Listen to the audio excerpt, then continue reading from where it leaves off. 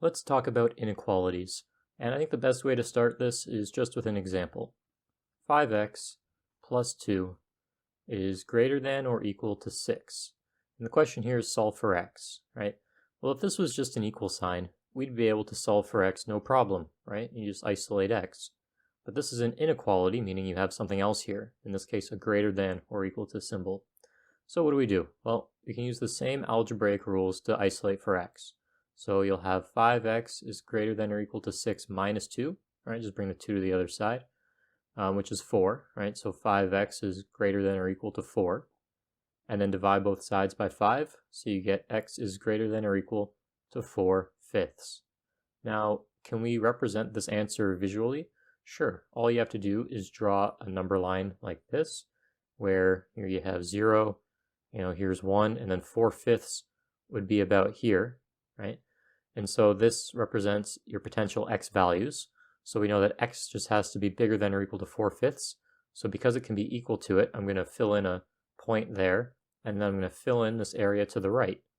And I'm going to say that represents all the potential x values, right? So as long as you pick a number that's bigger than or equal to 4/5, when you plug it in here, you're going to get a number that's greater than or equal to 6. Okay, and that's it. That's all there is to it. If you were to pick a number to the left of that, like 0.5 or -2, something like that, and you try to plug that into your expression up here, then the number you get is not going to be bigger than or equal to 6. It'll be less than 6, and this will not be true. So you have to have a number in this range over here, and that's what this answer represents. Okay, let's do another one. Let's say we have -4x plus 2 is less than 8. Okay, so same idea. I'm going to move 2 to the other side, so -4x is less than 8 minus 2, which is 6. Okay, now I have to divide both sides by -4. So those cancel. Now hang on 1 second though. When we divide by a negative number, we have to be careful. Okay, what you do when you divide by a negative or multiply the other side by a negative is you have to flip this sign here. So what you actually have is x is greater than 6 over -4. And the reason for that is because the signs changed, right? You went from the left side being negative up here and the right side being positive to the left side being positive and the right side being a negative, right? Because 6 over -4, that's a negative number. And so because one side just got a lot smaller and one side just got a lot bigger, the sign is going to flip, right? Because that sign has to indicate which side is bigger. So make sure when you divide both sides by negative, or if you multiply both sides by a negative, that you flip the sign, okay?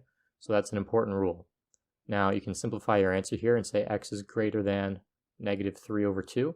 So that would be your answer. And just like the last one, you could illustrate that on a number line, right? You could say that your 0, just for reference, over here is -3 over 2. Now x has to be greater than that, so I'm going to put an empty spot there, an empty point, kind of like a hole, to represent that it doesn't include -3 over 2, just greater than it. So then you fill in this area here, and those are your potential x values. So as long as you put in a number bigger than -3 over 2 into x here, that is going to make that statement, the initial statement, true, right? It's going to give you a number that's less than 8. Okay? Now those are some pretty straightforward examples of solving inequalities, right? But we can take that up a notch, right? There's another level to this, and that's called rational inequalities. And rational inequalities are kind of fun once you get into it. Let's say we have something like 1 over x plus 5 is greater than 0, and you have to solve for x, right? Well, if it's greater than 0, that's just another way of saying that it is positive, right? So if it's greater than 0, that means it's positive. And the only way that this fraction could become positive is if it was a positive over a positive or a negative over a negative, right? Like if you have a positive number over a positive number, that's a positive. And if you have a negative number divided by a negative number, that's also positive. Thing is though, we know the number on top, it's +1. So this second scenario isn't happening here. So this is the only scenario possible. The top and the bottom are both positive, right? So the top we already know is 1, but the bottom's got to be positive for this to work. So I'm going to say x plus 5 has to be positive, or in other words, bigger than 0, right? Not greater than or equal to, because if it was equal to 0, you'd have 1 over 0, which is undefined. So that's not allowed. So it's got to be greater than 0. Okay, so solve for x here. X is greater than -5. That's going to be your answer. So this statement here is true as long as x is bigger than -5. If it's equal to -5 or less, it's not going to hold up, right? This statement won't be true. But if x is bigger than -5, like -4, -3, -2, 6, 7, 8, something like that, as long as it's bigger than -5, this will be true. Okay, let's go to another one. This one will be a little bit trickier. So you could say x minus 1 over x plus 2 is bigger than 0. Okay, so again, we're saying it's positive. So either it's a positive over a positive, right? Or it's a negative over a negative. We don't know which one in this case because, depending on what x is, the top and bottom could be positive or they could be negative, right? We don't know. And so we have to look at two different scenarios here, and this is actually what I would call method 1. There's two ways to do this question. This is the first. So if you think of it as a positive over a positive, you can set them both to be greater than 0, right? Because they're both positive. And if they're negative, you can set them both to be less than 0, right? Because they're both negative. And you solve them in each case, right? In this case, you're saying x has to be bigger than 1, and x has to be bigger than -2. And over here, you're saying x has to be less than 1, and x has to be less than -2. So the next thing we have to assess is whether or not these are possible, right? Like, is it possible for x to be bigger than 1 and bigger than -2 at the same time? So you got to think about that for a second. And as it turns out, yeah, you can be bigger than -2 and bigger than 1 at the same time, right? Like you could be +2, +3, +4, anything like that. Those numbers are all bigger than 1 and -2. So if you think about it, how could I express that idea without having to write two things, right? I don't want to have to write x is bigger than 1 and x is bigger than -2. So instead what I'll say is just x is bigger than 1. Because if you're bigger than 1, you're automatically bigger than -2 as well, right? So this statement summarizes those two statements together, okay? So you could say that for the first scenario. For the second scenario, you ask yourself, is it possible to be less than 1 and less than -2 at the same time? Well, yeah, right? You would just say x is less than -2. Because if you're less than -2, then you're automatically less than 1 as well, right? So you got two answers here. So the initial statement up here, x minus 1 over x plus 2 is bigger than 0, that's true if x is bigger than 1 or if x is less than -2, right? That's your solution. And you could represent that on a number line again, right? Just like we've been doing. You could say -2, 1. It's got to be either less than -2 or bigger than 1. So you fill in this area over here and this area over here. Either one of those are going to satisfy this, okay? So if you were to pick a random number over here somewhere like -3 or a random number over here like 2, and you plugged one of those numbers into the original expression for x, you would get a number bigger than 0, guaranteed. But if you pick a number in between those, like if you pick 0 or -1 or +0.5, something like that, and you plugged it in for x, this statement would not be true. You would not get a number bigger than 0, okay? And you can test that out, right? You can test your answer at the end by plugging in a random number to see if your solution seems to stand up, right? Now, moving on to the next one here. What I want to show you now is how to do the same question using method 2. So just to remind you, we had x minus 1 over x plus 2 is greater than 0, okay? And here I'm going to show you method 2. So you can do it this way as well. Now, what I would do is I'm going to multiply both sides by the denominator. This is the strategy, right? But remember, when you multiply something by both sides, if the thing you multiply is negative, you have to change the sign. Well, is x plus 2 negative or positive? Well, the answer is it depends, right? It depends on what x is. So we have to have two scenarios once again, right? One scenario where x plus 2 is a positive, and one scenario where x plus 2 is a negative, right? I'm saying this because, once again, if you multiply both sides by x plus 2 to get rid of it so you can solve for x, we don't know if it's a positive or negative. And we need to know that because if you multiply both sides by a negative, the sign flips directions, right? It changes from a greater than to a less than, right? So we have to do two scenarios just to make sure. We have to have one scenario where it's positive and one where it's negative, okay? So in each case, you can solve for x In this case, x is bigger than negative 2, and in this case, x is less than negative 2. All right? So we got those definitions so far. Now, if we were to multiply both sides of this original expression by x plus 2, what would you get? And we're going to assume that it's positive, right? We're talking about this situation here where it's positive. Well, you'd get x minus 1 greater than 0, and the x plus 2 just disappears because you multiply it by 0, right? And then you get to this. You solve for x is greater than 1. Just like that. Okay, now what about when it's negative? Multiply both sides by x plus 2, and you're going to get x minus 1 is less than 0, because when you multiply by a negative, that sign flips, right? In that case, you're going to get x is less than 1. Now at this step, you should recognize that we got to the exact same place using method 1, right? We got to the same step here. So you ask yourself, can you be bigger than negative 2 and bigger than 1? Yeah, you just say x is bigger than 1. That covers both of them, right? And over here, you say, can you be less than negative 2 and less than 1? Yeah, you're less than negative 2. That means you're less than both. And that's the summary. And then you give your solution the same way, right? You can draw the exact same picture where you say negative 2, 1, right? You fill in this area, you fill in this area, right? You say that's your solution. So you get the exact same answer. Now, sometimes method 1 is better or more useful or simpler or easier to use. Sometimes method 2 is better, right? It's up to you. But usually you have some flexibility there. And always, I think that most of the time you're able to use whichever one you want. It's just that, sometimes one's a little bit easier or quicker than the other. So let's move on to another question here. And we'll do the same thing. We'll use both methods and we'll see which one looks easier. So you have x minus 4 over x plus 5, and that's greater than or equal to 2. So we're going to start with method 1 again, right?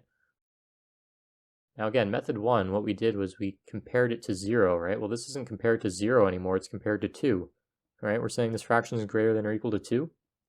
So that can't be the case, right? Because I can't say that a positive over a positive is necessarily positive 2, right? Because if you do a positive divided by a positive, that's not necessarily bigger than 2, right? You could get positive 1 or something. So we can't use method 1 the same way we did before when it's in this form. We have to do something first. In other words, we've got to change it to look like the first question. And the way you do that is you move the 2 to the other side. So you're going to get something like this. X minus 4 over x plus 5 minus 2 is greater than or equal to 0. Then what you got to do is combine these two terms together, this fraction and this minus 2. We got to put them together. To do that, you need a common denominator. So x minus 4 over x plus 5 minus 2. I'm going to multiply 2 by x plus 5 and divide it by x plus 5, right? Now there's a common denominator. I can put them together. You get x minus 4. You distribute this. Minus 2x minus 10 all over x plus 5 is greater than or equal to 0.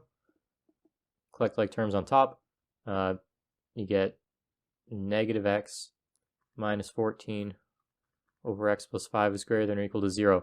So if you want to use method 1, you got to go through this process to make it so that the fraction is compared to 0, right?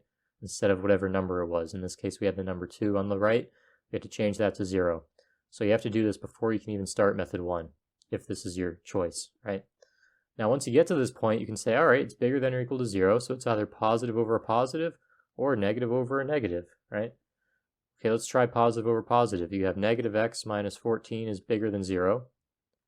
And one thing to keep in mind is that it's actually greater than or equal to 0, so it might not be a positive. It could also just be 0, right? So if it's equal to 0, that means the top of this is equal to 0. So when I'm equating the top here, like I'm doing here, I'm going to make it greater than or equal to 0. Because if the top's 0, it's all 0, and that's allowed because it's greater than or equal to. So you say that, and then for the denominator, you do x plus 5 greater than 0. You don't say equal to, because if the bottom's 0, it's undefined. That's bad, right? So we're just going to make it positive. So on the top, you solve for x. You're going to get move the x to the other side, and then move it around. Eventually what you get is x is less than or equal to negative 14.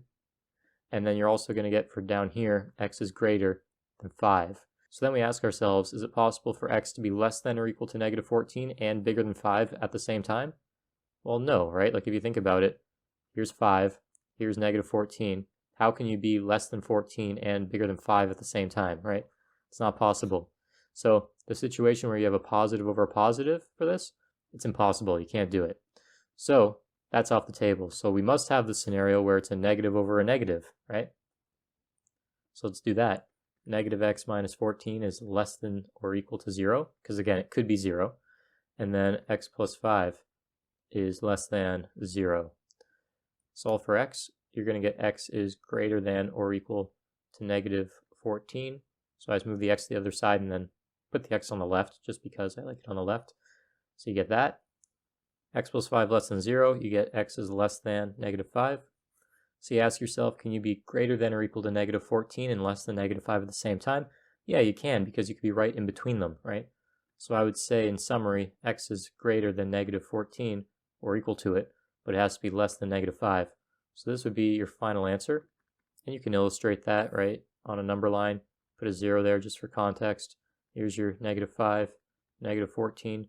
So you're between negative 5 and negative 14. Now you can be equal to 14, the negative 14, so you can fill that dot in. But then at negative 5, I'm going to leave it open to show that it doesn't include the negative 5, just goes up to it. And then you shade in the space in between. So those are your potential x values, right? So you pick any x value in that space, and you plug it into your original expression way up here, this thing. You're going to get a number that's greater than or equal to 2. Okay, and that's it. Now, method 1 here took a little while because we had to change the form it was written in first, so it's compared to 0. So in a situation like this, some people might prefer method 2. So that's what we're going to look at next. So method 2, and again, the question was x minus 4 divided by x plus 5 is greater than or equal to 2. So what happens here? Well, you're going to try to multiply both sides by x plus 5, right? But we don't know if x plus 5 is a positive or if it's a negative. So that's important because that sign would flip if it's a negative. So we have to have two situations here, two scenarios. One where x plus 5 is a positive, and one where x plus 5 is a negative, right? So solve for x in each case. X is greater than negative 5, x is less than negative 5. Now with that in mind, we can go ahead and actually multiply both sides, one in each scenario here. So in scenario 1, on the left here, I'm going to multiply both sides by x plus 5. If you do that, you'll have x minus 4 is greater than or equal to 2x plus 5. And if you do it over here, where we're assuming it's a negative, you'd have x minus 4 is less than or equal to, because that sign's going to flip, 2 times x plus 5, right? We assume that sign flips because we assume that x plus 5 is a negative in this situation, okay? So now with both of these, we're going to try to solve for x. So on the left, you have x minus 4 is greater than or equal to 2x plus 10. Similar over here, right? X minus 4 is less than or equal to 2x plus 10. Solve for x in each case. On the left here, you can bring the x to the right and the 10 to the left. You'd have negative 14 is greater than or equal to x. So you got these two definitions. And on the right, you got one so far, and then here you isolate for x, and you'll get negative 14 is less than or equal to x. So now we ask ourselves if both of these are possible at the same time, and if both of these are possible at the same time, right? So on the left, we ask, can you be bigger than negative 5 and less than negative 14? Well, no, that's impossible, right? Like, how can you be bigger than negative 5 and less than negative 14? Like, negative 14 is here, negative 5 is here. It can't be on this side of negative 5 and this side of 14, right? It's not possible. It can't be both of those places at once. So this situation is impossible. So that means that x plus 5 must be a negative, right? We must be in scenario 2 over here, right? Because you ask yourself if x can be less than negative 5 and greater than or equal to negative 14. And yeah, both of those are possible, right? At the same time. You're just in between them. You would say x is greater than or equal to negative 14, but less than negative 5. That would be your final answer. And you can see you get the exact same thing as you do in method 1, right? You go ahead, you draw your answer, negative 14, negative 5, dot there, fill this one in because it can be equal to it, shade in the space between, and that's how you illustrate that, right? Those are your potential values of x. So you get the exact same answer, and it looks like method 2 is a bit quicker than method 1 was for this example, mainly because you didn't have to rewrite the form, right? You didn't have to move over the 2, make a common denominator, equate it to 0, right? None of that business was going on. We just straight up did the question. Okay, so it's up to you which method you want, but as you can see here, some methods are quicker than others depending on the situation, right? It's all depending on the situation. Let's do another example. Let's say I have 3 over x minus 2 is less than 4 over x. What would I do here? Well, you could divide both sides by 4 and divide both sides by 3. And that's kind of a cool trick, and I'll show you why this is going to make sense. If you divide both sides by 3, so you put a 3 down here, right, next to that, and you put a 3 over here, these 3's cancel. You're left with a 1 on top. Then you divide both sides by 4. These 4's cancel. You're left with a 1 on top, and you get a 4 over here. So if I just rewrite this nicely, I have 1 over 4x minus 8 is less than 1 over 3x. And the reason I did this is because now the tops, the numerators, are the same. And so if 1 over something is less than 1 over something, then this something has to be bigger than this something, right? Because the bigger the bottom of a fraction, the bigger the denominator, the smaller the number overall, right? Kind of like how, you know how 1 over 10 is less than 1 over 5? Like the bottom's bigger, but the whole number is smaller, right? The bigger the bottom, the smaller the number. And so that's just a quick example of that, right, with just regular numbers. And so here, it's the same concept. So because this thing is smaller, it means that the bottom must be bigger than this bottom, right?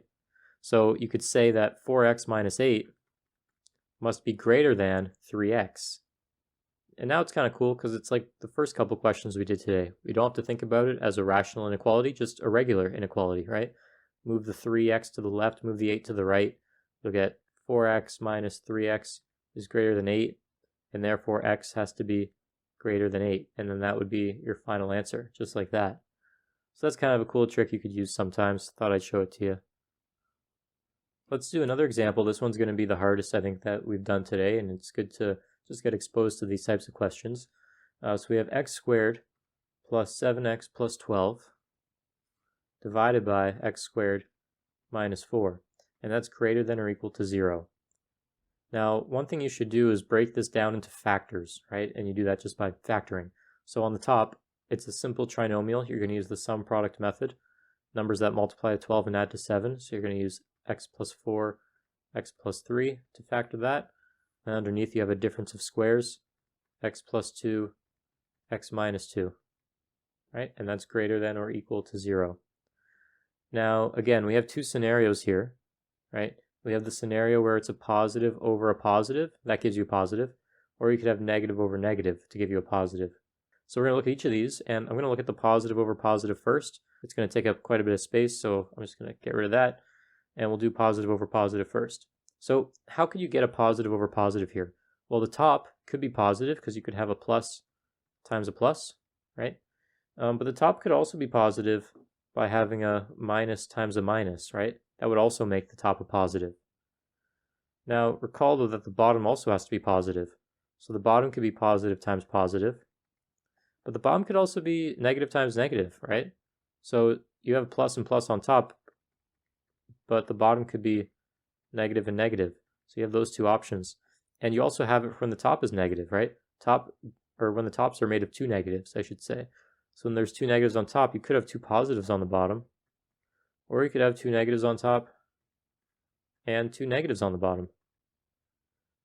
So really there's four different ways you can get a positive number here as an answer, right?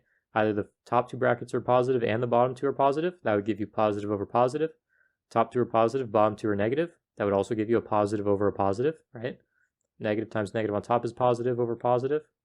Or you could have two negatives on top, two negatives on the bottom. That also gives you positive over positive. So we have four scenarios just when it's positive over positive. You're going to have another four scenarios later when we do the negative over negative. So we have to check all these, okay? So let me show you what I mean. So to start, we have positive, positive, positive, positive. So let's check.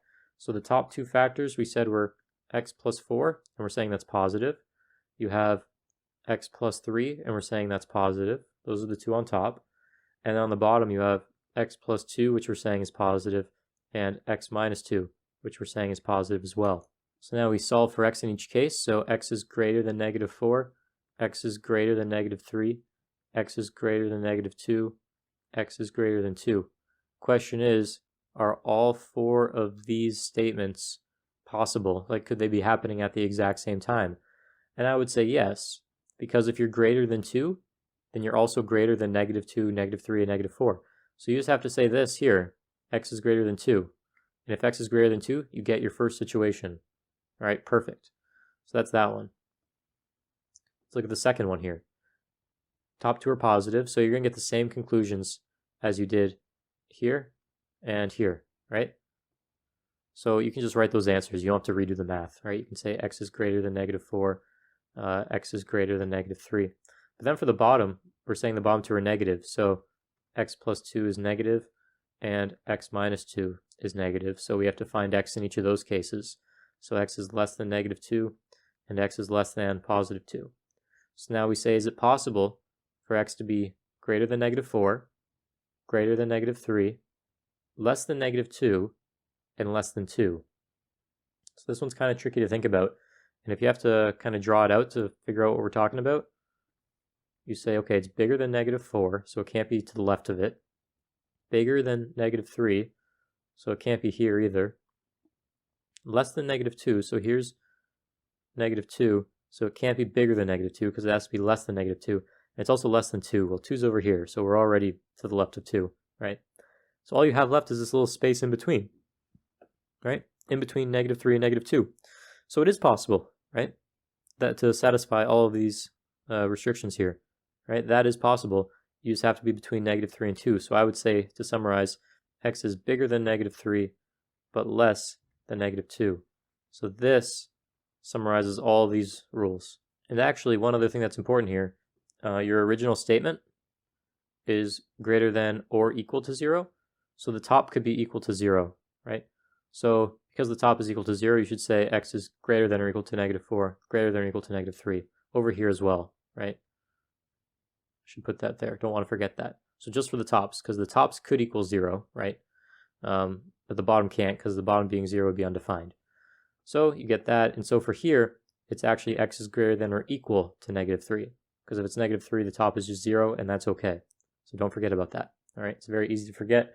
As you can see, I just forgot. So let's go on to the next one. So we have two possible solutions already. Let's see if this third one works.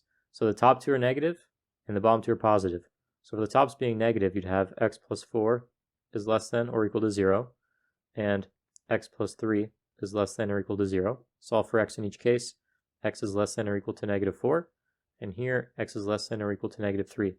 For the bottom being positive, we already found those over here, right? In the first scenario, we said x is bigger than -2, and x is bigger than 2. So we have those already. So between 1, 2, 3, 4, is it possible we can satisfy all of these conditions? Can x be less than or equal to -4, less than or equal to -3, greater than -2, and also greater than +2? I would say no, right? Like, how can you be bigger than 2 and less than -3 and less than -4, right? Like, how does that make sense? You know, because if you're bigger than 2, you have a number like +3, 4, or 5. Those aren't less than -4 and 3. So this scenario looks like it's going to be impossible to satisfy. So that scenario is out the window. So you don't get all of these, right? You might get some of them. You might just get one, right? So anything's possible. Let's check this last one, where it's all negatives, okay?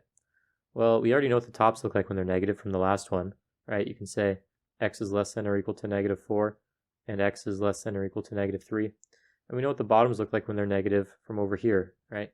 You say x is less than -2, and x is less than 2. So is it possible for all four of these to be true? So x is less than -4, so to the left of -4, less than -3, okay, less than -2, and less than 2.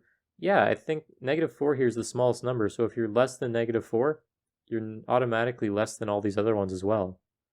So yeah, this one is possible. I would just say that x has to be less than or equal to -4, and that would satisfy it. So we have three possible solutions here, right? And we can sketch them all together, right? I can draw my number line like this, and I can say, all right, the first one was x is greater than 2. So over here I'll have 2, and I'm going to put a circle there because it doesn't include 2. It's just greater than. And so you fill in the space to the right of 2 because we're greater than 2. So that's one possibility. We also said x between -3 and -2. So here's -3, here's -2. I'll put like a 0 here just for context. So it has to be less than the -2, bigger than or equal to the -3. So at the -3, you're going to fill that in because it's including it. And then you shade in the area in between like that. And then the last one we had up here on the right was x is less than or equal to -4. So you're also going to have -4, and it's less than or equal, so you fill it in and then shade in the area to the left. So if you pick an x value from here, from anywhere in here, or anywhere over here, and you plug it into the original inequality, you will get a true answer. You will get a number that is greater than or equal to 0. So I'm going to write this in here. X is less than or equal to -4. X is greater than or equal to -3, but less than -2. And X is greater than 2. So this would be your final answer, okay? That was just for positive over positive, right? Remember I said you could also have negative over negative, and that would give you a positive answer that was bigger than 0, right? So we have to do this again for negative over negative. So that answer I just wrote down, it's not really your final answer, it's the final answer for half the question, right? There might be more solutions, so we have to check. So again, what we have is we're trying to get a negative over negative. We're asking if that's possible. And what I have is x plus 4 times x plus 3 divided by x minus 2 times x plus 2, and that's greater than or equal to 0. So is it possible the top is negative and the bottom is negative? Well, how could this work? Well, you'd either have to have a negative times a positive on the top divided by a negative times a positive, or you'd have a negative times a positive on top times a positive times a negative, so those could switch, or you could have a positive times a negative times a negative times a positive, or you could have a positive times a negative divided by a positive times a negative, right? So like this could be a positive and this could be a negative, or the opposite could be true. And same with the bottom. So we have to come up with every combination, and these are the 4 combinations, right? So let's see if these are going to work, if any of them work, right? So on the left here, you're saying the top left one is negative, so that's the x plus 4. So x plus 4 is less than 0. X plus 3 is greater than or equal to 0, right? And this should be less than or equal to, because if it's equal to, then the top is 0, that's okay. But then you have x minus 2 on the bottom, we're saying is negative, and we're saying x plus 2 on the bottom is positive, right?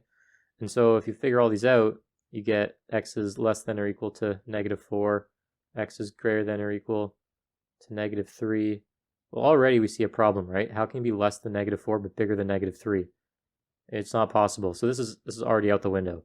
If you try this one, you get the same answers for those two, right? Because the top's still negative and positive, and we know just these parts can't both happen, right? It can't be less than 4 and greater than -3. So this one's also out the window. We don't even have to look at it yet. Okay, now for this part, where the bottom is negative and positive and the top's positive, negative, well, okay, so you'd have x plus 4 is greater than or equal to 0, and x plus 3 is less than or equal to 0. Is this possible? I think this is possible, right? Greater than or equal to -4, but x is less than or equal to -3. So far it's okay, right? But what about the bottom? Bottom you have negative and positive, so x minus 2 is less than 0, which means x is less than 2, and then x plus 2 is greater than 0, meaning x is greater than -2. Is all this possible at once? So x is greater than or equal to -4, but less than or equal to -3. So that means it would have to be in between -4 and -3. But then over here you say x is less than 2, but bigger than -2. This is where the issue is, because if you're bigger than -2, you can't be less than -3, right? How can you be less than -3 but bigger than -2, right? This is impossible as well. And then you go to the last one, and you would have the plus minus on top, same as here. So you'd be saying x is greater than or equal to -4, and then for this one, x is less than or equal to -3, and then for the bottom, same as this one, which we didn't end up doing, so we should do that. So you'd have x minus 2 is greater than 0, and x plus 2 is less than 0. And so in this first case, you'd have x is greater than 2, and x is less than -2. Okay, so can you be less than 2 and bigger than 2? Like, I don't even have to look at these first two ones. This alone is problematic, right? How can you be bigger than 2 and less than -2? So this one's also impossible. So you don't get any solutions from this scenario where you're dividing a negative by a negative. This is impossible. It's impossible for this to be negative at the same time that this is negative. It cannot happen. And so the only solutions you have are these ones we found up here. So it turns out this really was our final answer. Okay? And then that's it.